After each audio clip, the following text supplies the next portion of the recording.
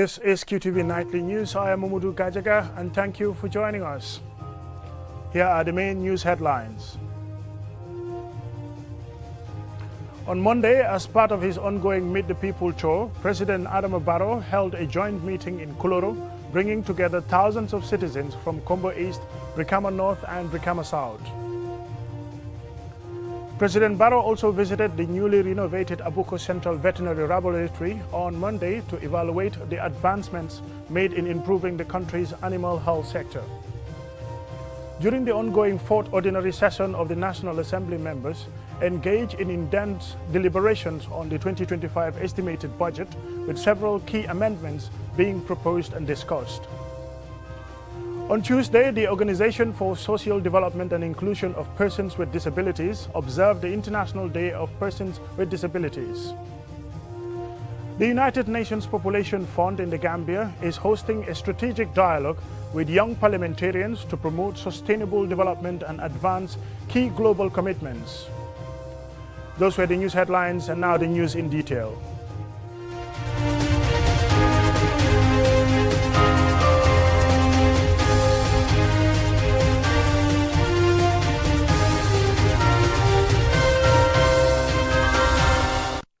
Welcome and thank you for joining us. This is QTV News. During his ongoing Meet the People tour on Monday, President Barrow convened a joint meeting in Kuloro, uniting thousands of citizens from Kombo East, Brikama North and Brikama South. Osman Jatta was there and he now reports. The Kuloro meeting was highlighted by an overwhelming display of support, with President Barrow receiving a warm welcome through cheers and traditional dances. The atmosphere underscored the importance of the nationwide Meet the People tour, serving as a platform for direct communication between the government and the citizens. Go to the Minister of Agriculture. I need your urgent intervention. The Alcalo of Kuloro, Siaka Sedi, praised and acknowledged the development efforts of the Barrow-led administration. However, he also highlighted the pressing water challenges faced by women gardeners and the poor condition of major feeder roads in Jiboro, Farabasutu and Duasu villages, urging the government to intervene promptly.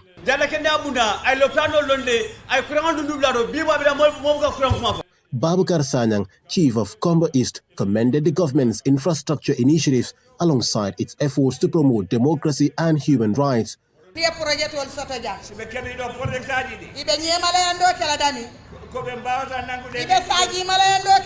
Fatu Dabo, the lady councillor, urged President Barrow to prioritize the construction of major feeder roads connecting several villages to ease movement. She also appealed to the Gambian leader to support youth in Kombo East and North by encouraging them to pursue fish farming and animal husbandry. Several other speakers, including Honorable Abdusau, National Assembly member for Kombo East, and Mohammed Cham, youth representative, shared similar sentiments during the meeting. University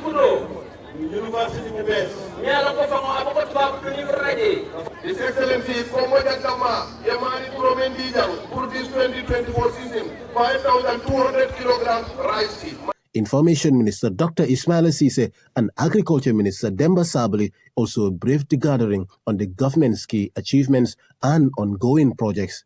Additionally, they emphasized the importance of close collaboration between the government and citizens to strengthen the nation's development trajectory. In a separate development, the president presented a check of over $9 million to 23 farmers, while 28 women's groups received more than $2 million through the government's Women Enterprise Fund. Additionally, the meeting saw the presentation of a $200,000 check to Fonyu Perfect Football Club, winners of the President's Peace Tournament in Basse URR. In his address, President Barrow highlighted the significance of the nationwide tour as a key initiative to strengthen democracy and ensure that development projects are aligned with the needs of the people.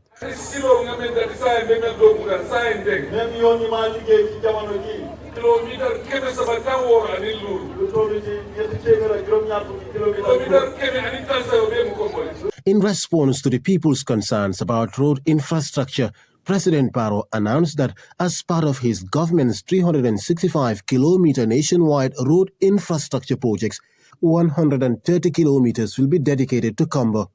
The meeting in Cloro also featured a vibrant cultural program highlighting the rich traditions of the region. The event served as a clear testament to the government's commitment to engaging with Gambians, ensuring that the voices of both urban and rural communities are heard.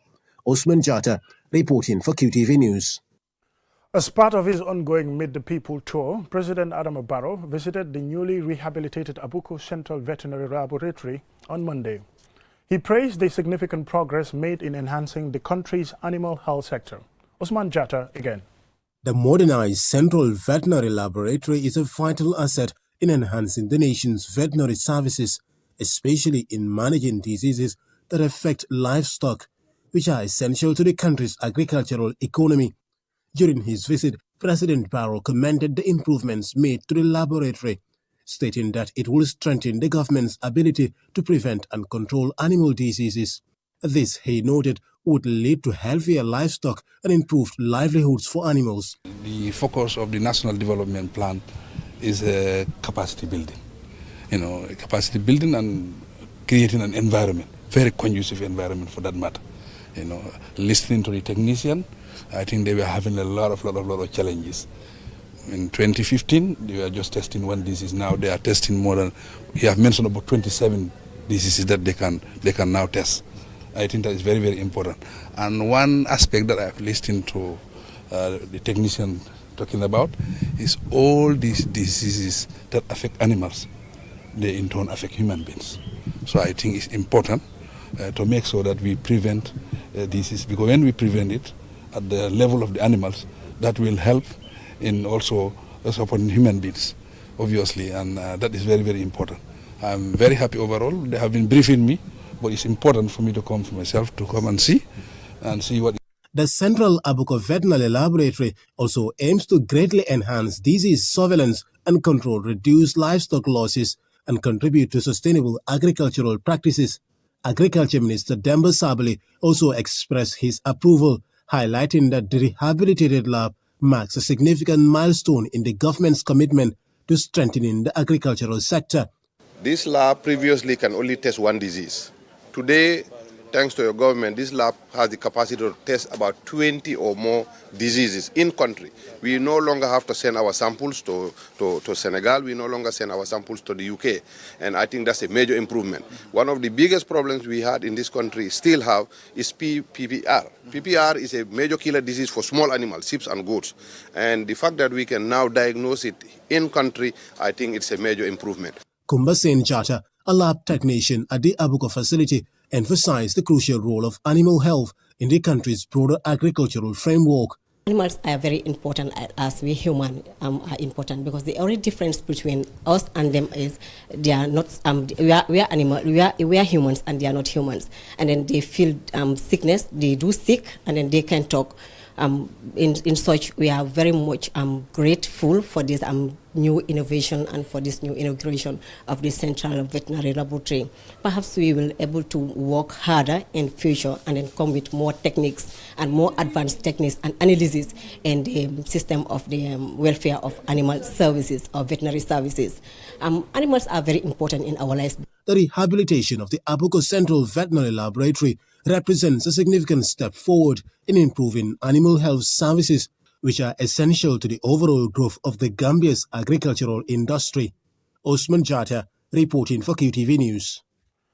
At the ongoing fourth ordinary session of the National Assembly sittings, members engage in intense deliberations on the 2025 estimated budget. Several key amendments were proposed and discussed, influencing the overall fiscal plan. Loli M. Camara covered the proceedings on Tuesday, and she files this report. The discussions centered on several budget clauses, with members suggesting revisions to proposed allocations for different sectors. Among those most affected by amendments were the Ministry of Interior, the Ministry of Finance, the Office of the President, and the Ministry of Foreign Affairs. Alhaji S. Dabo, minority leader and member of Prikamanov, read the clauses on behalf of the Financial and Public Accounts Committee, FPAC.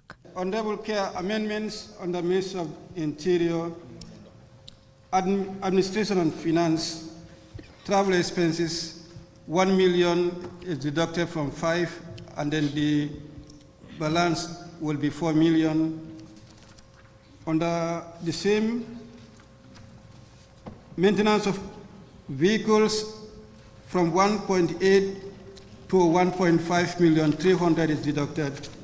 Maintenance of buildings and facilities, 600,000 deducted by 400,000, and the balance is 200. Data collection, 500, 400 deducted, balance 100,000.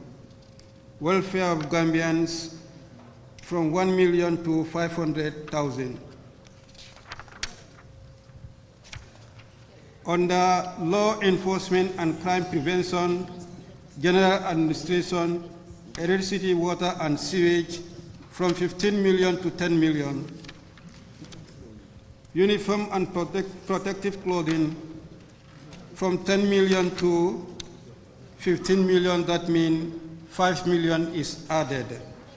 Several MPs called for enhanced transparency and accountability in the budget, stressing the need for a detailed review of public spending. They emphasized the importance of ensuring the budget addresses immediate needs while fostering sustainable growth. The Minister of Finance and Economic Affairs, Sidi Keita, was also present during the sessions. The National Assembly is expected to vote on the amended budget before it is presented for final approval. For QTV News, Lolly M. Kamara. From that story, now to a commercial break, and when we return, we still have some more news stories for you. Do stay tuned. fii mooy fan fii mooy Inessa di place bi nga xam ne moom la ñëpp taam place bii bépp xeetu ataaya bu baax rek bu dugg see ci dëkk bi xamal ne fii rek la am bara wërga bii neex na lool saf na ba pare tamit nag am gu bu neex boo ko naanee rek da ngay kontaan ci saasi añ ba suur ba gëreesal li nga lekk jëndal baara ataaya bii ndax moom la ñëpp taam gis nga sama client bii ataaya bu neex bu ne moom laa koy njëkk a jox ndax moom kat ataaya bu neex rek lay wër baara wërga bii mooy warga bi gën te moo gën a saf kon nag ràññee leen ko bu baax kon daw leen gaaw ca Banjul foofu ca Inessa di place bi nga xam ni foofu rek nga ko mën a amee wholesale wala retail mu ngi foofu ci boori court house bi foofu ca Banjul wala nga daw ci bépp marché bépp supermarket bépp boutique fépp foo dugg rek di nga mën a am baara warga bii nga xam ne moom la ñëpp di wër tey baara warga moo dàq ci warga yi man maa ngi ci moom ndax su ma mënee ataaya moom rek lay naan.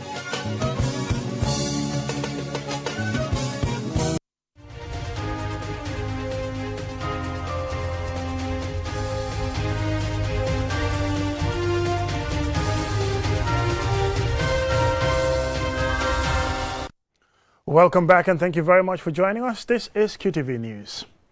The Organization for the Social Development and Inclusion for Persons with Disabilities commemorated International Day of Persons with Disabilities on Tuesday. Mam Nabukar attended the event and she now reports.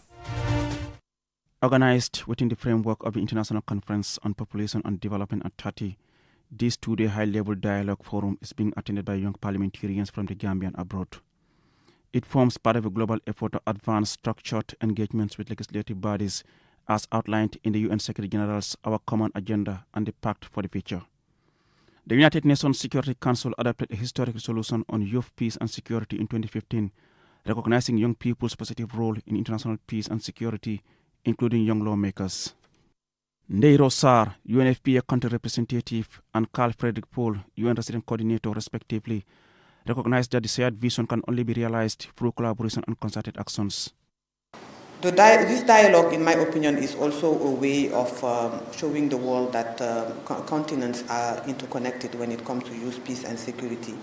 And the Gambia is one of the countries, I believe, that have done a lot in terms of implementing the agenda, the UN Security Council 2250, but also the youth agenda in general from the UN office. The United Nations here in the Gambia, but also in your respective countries, remains steadfast in its dedication to supporting your tireless efforts to dismantle the systemic barriers and hindrances that impede youth participation and hinders the full realization of the potential. The United Nations and myself, we are committed to amplifying the youth voices within decision-making processes at all levels, ensuring that your perspectives are heard, respected, integrated into the policies and programs that shape your lives, the lives of the community you serve, and also the futures. Honorable Sidi S.K. Njai, one of the youngest current deputy speakers of the Gambian National Assembly, said the forum comes at a time when youth participation in political processes, especially as parliamentarians, is more critical now than ever. He described young people as not just leaders of the future, but pivotal leaders of today. The world is facing unprecedented challenges from climate change to armed conflict, migration, the erosion of democratic space, and global health crisis, like the COVID-19 pandemic. Yet, as we confront these crises, it is increasingly vital that the youth of today are not passive observers of the world around them, but active agents of change, catalysts for innovation, and leaders in their own rights. Referencing his journey as a young nominated parliamentarian at the age of 22 in 2007 up to 2017, and subsequent nomination as one of the youngest deputy speakers in 2022, Njai notes that the Gambia remains committed to empowering young people to occupy key decision-making positions. I am proud to highlight my country's commitment to supporting young people. The Gambia's National Assembly is a clear example, with over 50% of its members being young people. This includes our Deputy Speaker, who himself represents the energy and promise of the next generation. Such representation sends a powerful message that youth are not just demographic to be governed, but are a dynamic force in governance. From this convergence, these young lawmakers are expected to continue advocating for increased budget allocations for programs aligned with ICPD goals, among others. Reporting for QTV News, I am Aliou Cisse. Apologies there. That was a story reported by Aliou Cisse on the United Nations Population Fund and in the Gambia engaging young parliamentarians. Now to the story by Mam Nabuka about the International Day of Persons with Disabilities.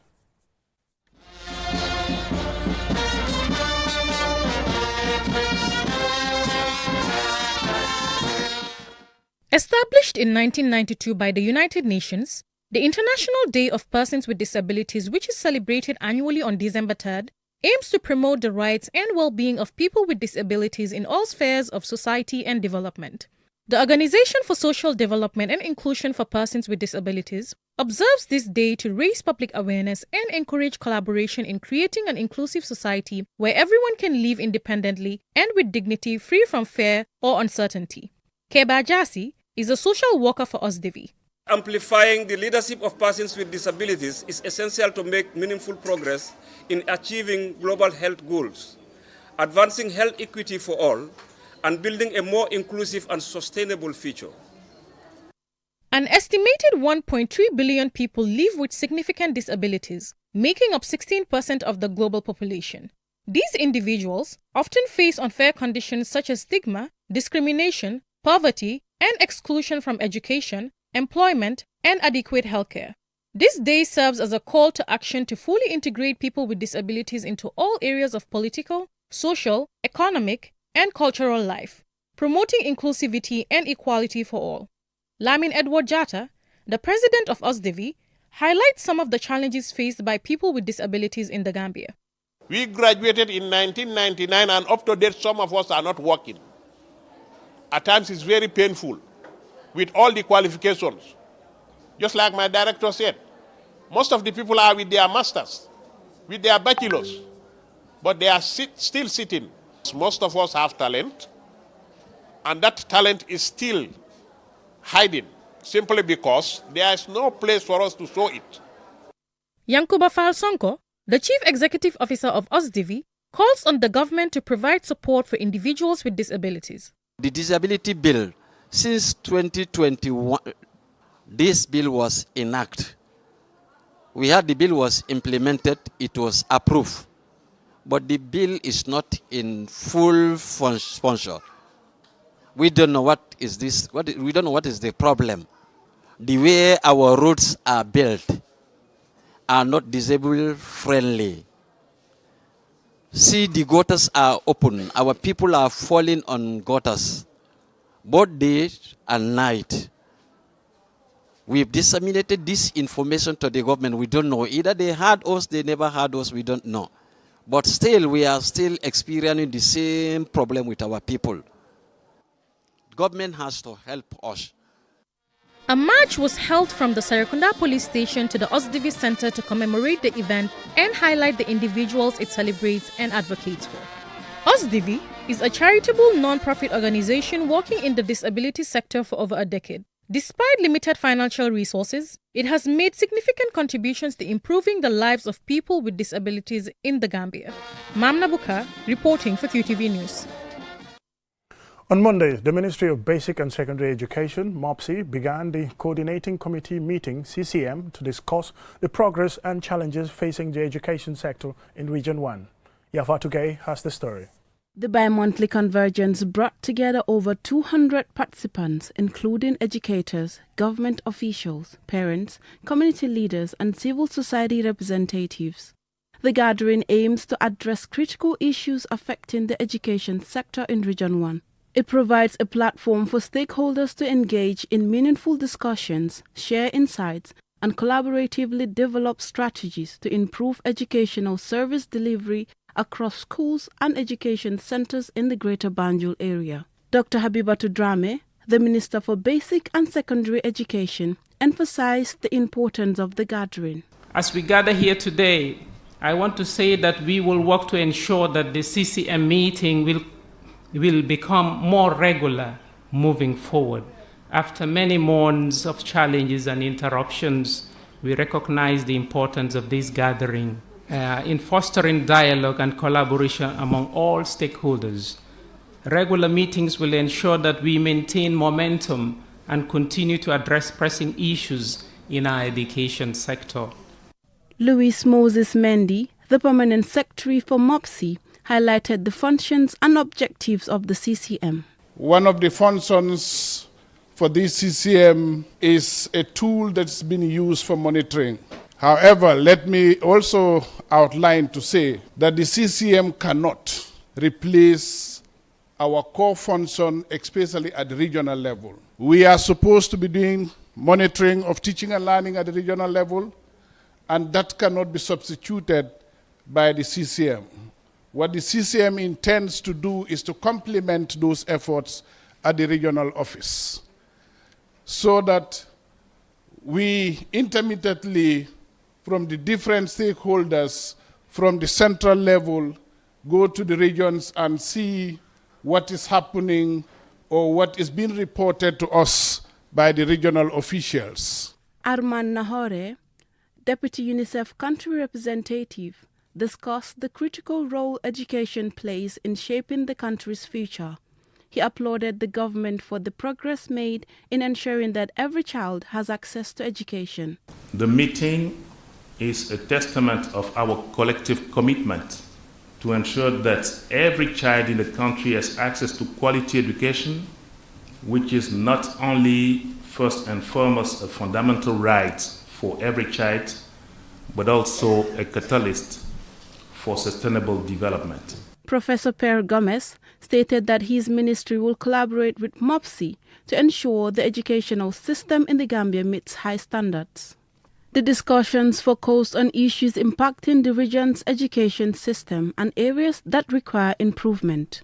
Prominent concerns included inadequate infrastructure, teacher storages, curriculum relevance, and WAS results. A particular emphasis was placed on ensuring that the education in Region 1 remains accessible to all, especially marginalized groups such as girls, children with disabilities, and those in remote communities. This gathering provided an opportunity to assess the current state of education in Region 1, addressing emerging challenges, and propose solutions to improve the quality and accessibility of education. Reporting for QTV News, this is Yafatu Gay.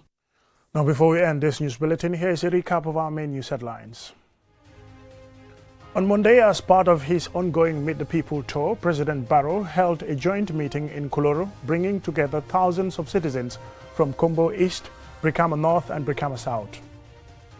President Barrow also visited the newly renovated Abuko Central Veterinary Laboratory on Monday to evaluate the advancements made in improving the country's animal health sector. During the ongoing fourth ordinary session of the National Assembly, members engaged in intense deliberations on the 2025 estimated budget, with several key amendments being proposed and discussed. On Tuesday, the Organization for Social Development and Inclusion of Persons with Disabilities observed the International Day of Persons with Disabilities. The United Nations Population Fund in the Gambia is hosting a strategic dialogue with young parliamentarians to promote sustainable development and advance key global commitments. That's all we have time for in this edition of the news. Thank you very much for watching. Join us again at 10 for another bulletin. The Gambia Maritime Administration, GMA, was established in 2006 as the Government Maritime Regulatory Agency. In this role, GMA monitors, coordinates and regulates all maritime activities within the Gambia jurisdiction, primarily focusing on coastal, port and flag state duties relating to maritime safety and security, protection of marine environment and pollution prevention. Protection of the marine environment and pollution is cardinal to the blue economic governance and ensuring sustainability of the oceans. Promotion of the Gambia's blue economy is one of the important pillars of GMA's strategic objectives, through which it seeks to protect the ocean and other water bodies while ensuring their sustainable use and exploitation. GMA prides itself on adopting best practices in the implementation of its program and policies, and seeks to approach issues relating to the governance of the blue economy in a similar manner. Thus, GMA is inviting you to its Blue Economy Awareness Workshop, the very first and one of its kind to create the necessary level of awareness and to appreciate the opportunities the blue economy can offer to the Gambia. This is the Gambia Maritime Administration, GMA. We are what we do. Do not be left out.